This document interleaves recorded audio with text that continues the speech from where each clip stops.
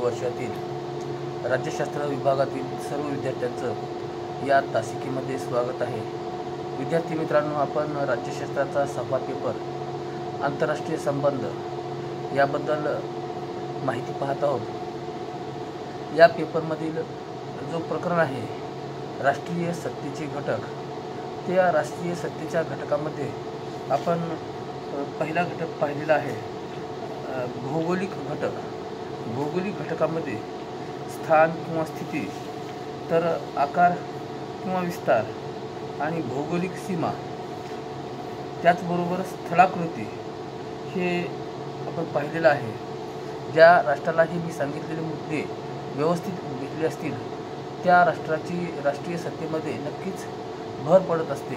आता दुसरा मुद्दा आहे तो नैसर्गिक साधन संपत्ती। या नैसर्गिक साधन संपत्तीबद्दल काय माहिती मिळेल ते आपण पाहणार आहोत। राष्ट्रीय सत्तेच्या निर्धारक घटकात नैसर्गिक साधन संपत्ती हा एक महत्त्वाचा घटक आहे।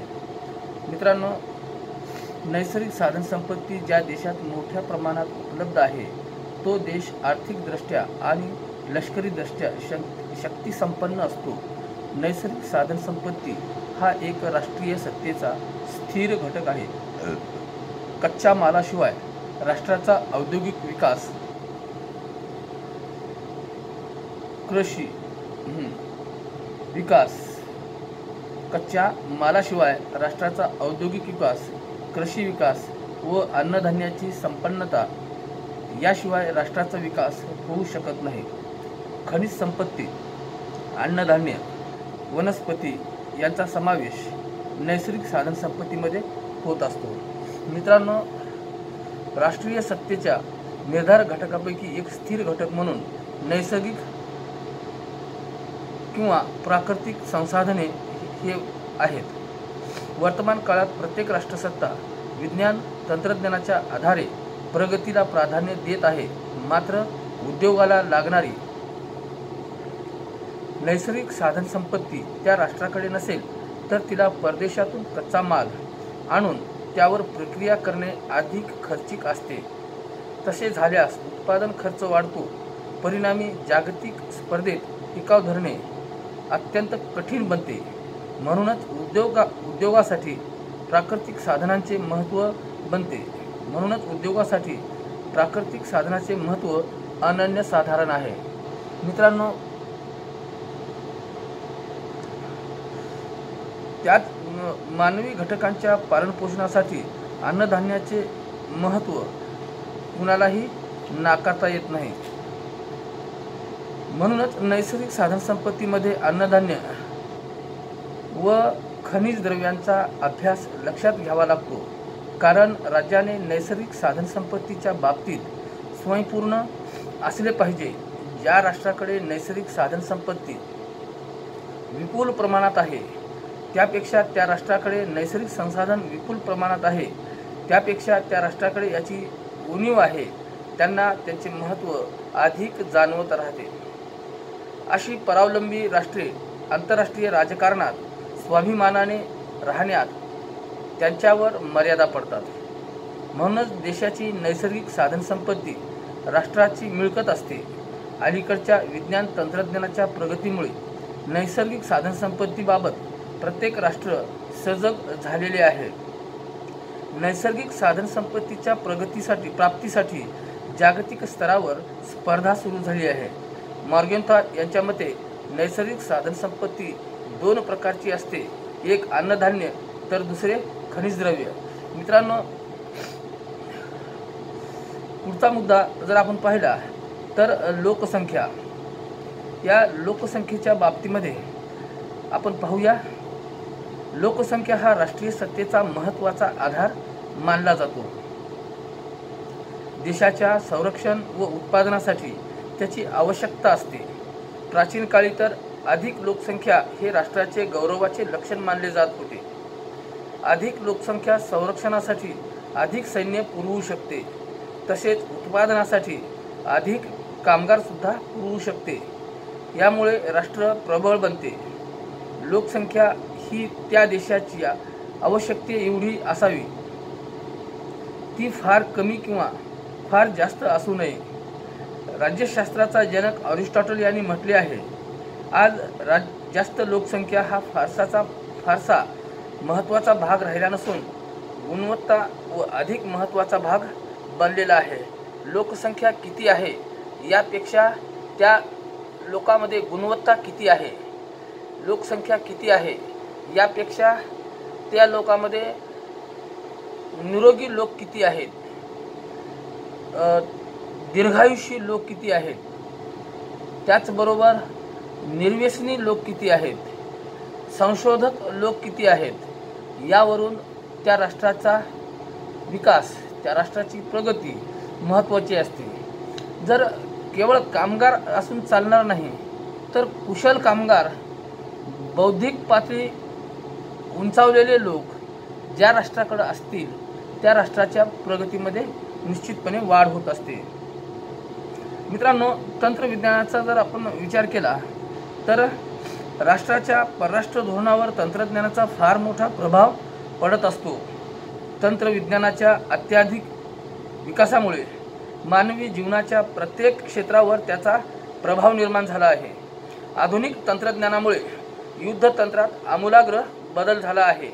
पाश्चात्य राष्ट्रांनी नवनवीन शस्त्रास्त्रे व यंत्रसामुग्री साम्राज्याची व वसाहतीची स्थापना केली होती.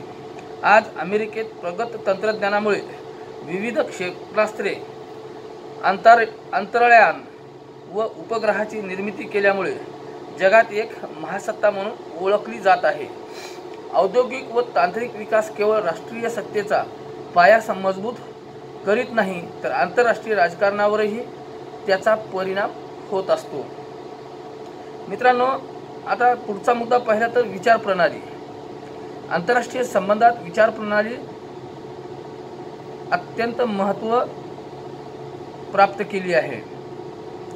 विचार प्रणाली हा राष्ट्रीय सत्तेचा आधार असतो. विचार प्रणाली ही संघर्षात्मक किंवा समन्वयात्मक असू शकते. साम्यवादी विचार प्रणाली आणि भांडवलशाही विचार प्रणालीत परस्पर संघर्ष असतो, तर सर्वोदयाच्या गांधीवादी विचार प्रणालीचे तत्वज्ञान समन्वयवादी आहे. स्वतःचे नेतृत्व समर्थन करण्यासाठी निर्माण करण्यात आलेल्या परस्पर संबंधित विचार समूहाला विचार प्रणाली असे म्हणतात. रॉबर्ट ढाल यांच्या मते जगामध्ये फॅशिस्टवाद, नाझीवाद, राष्ट्रवाद, साम्यवाद, सर्वंकष सत्तावाद, उदारमतवाद, भांडवलवाद, अराज्यवाद अशा अनेक विचारप्रणाली अस्तित्वात आहेत. मित्रांनो, आता पुढचा मुद्दा पाहिला तर नेतृत्व. नेतृत्वाला राष्ट्रीय सत्तेच्या घटकात महत्त्वाचे स्थान आहे. नेतृत्व हे देशाच्या यश अपयशाचे आधार असतात. उत्तम नेतृत्वाच्या अभावी राष्ट्रसत्तेत वाढ होत नाही. औद्योगिक, शैक्षणिक, सामाजिक व राजकीय प्रगतीसाठी योग्य नेतृत्व असणे आवश्यक असते. राष्ट्रीय सत्तेत योग्य नेतृत्वामुळे वाढ होत असते. नेतृत्व राजकीय, सैनिकीय व प्रशासकीय स्वरूपाचे असते. ते आपल्या गुणवत्ता, अनुभव, कौशल्याच्या आधारावर राष्ट्राची शक्ती वाढवू शकते. उदाहरणार्थ, Mahatma Gandhi, Pandit Nehru, Mao, Lenin, Napoleon, Hitler, Indira Gandhi इत्यादीचा समावेश करता येईल. अशा कार्यक्षम नेतृत्वामुळे राष्ट्रीय विकास व परराष्ट्र धोरणात यश मिळू शकते. आता मित्रांनो, आपण जर थोडं पुढे गेलो तर लष्करी क्षमता. लष्करी क्षमता ही राष्ट्रीय सत्तेचे एक महत्त्वाचे साधन मानले जाते. संरक्षण क्षमता संपादन करून इतरांवर प्रभाव निर्माण करण्यासाठी सुसज्ज सैन्य यंत्रणा असावी लागते.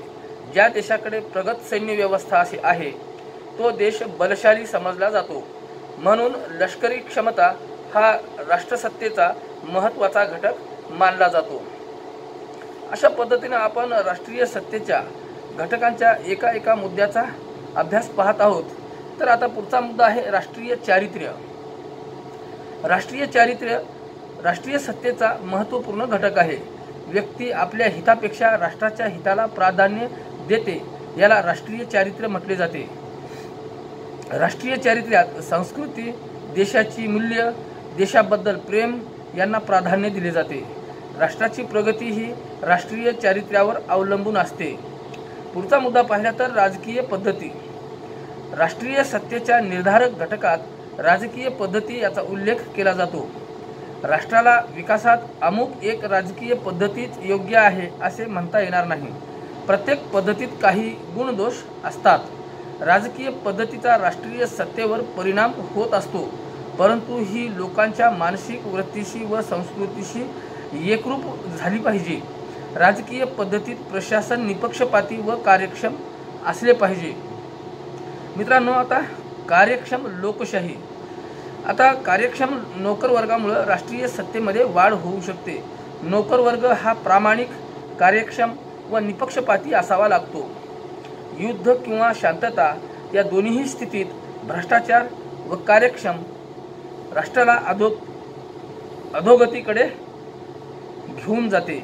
राष्ट्र कितीही शस्त्रसज्ज असेल व योग्य शासन व्यवस्था असली तर कार्यक्षम नोकरशाहीशिवाय निर्णयाची अंमलबजावणी होऊ शकत नाही. म्हणून कार्यक्षम नोकरशाही हा राष्ट्रीय सत्तेचा एक महत्त्वाचा घटक मानला जातो. अशा प्रकारे वरील प्रमाणे आपण राष्ट्रीय सत्तेचे घटक सांगितलेले आहेत. तेव्हा पुढील तासिकेमध्ये राष्ट्रीय सत्तेच्या मर्यादा याबद्दल आपण पाहणार आहोत. या तासिकेमध्ये आपण इथेच थांबूया. धन्यवाद.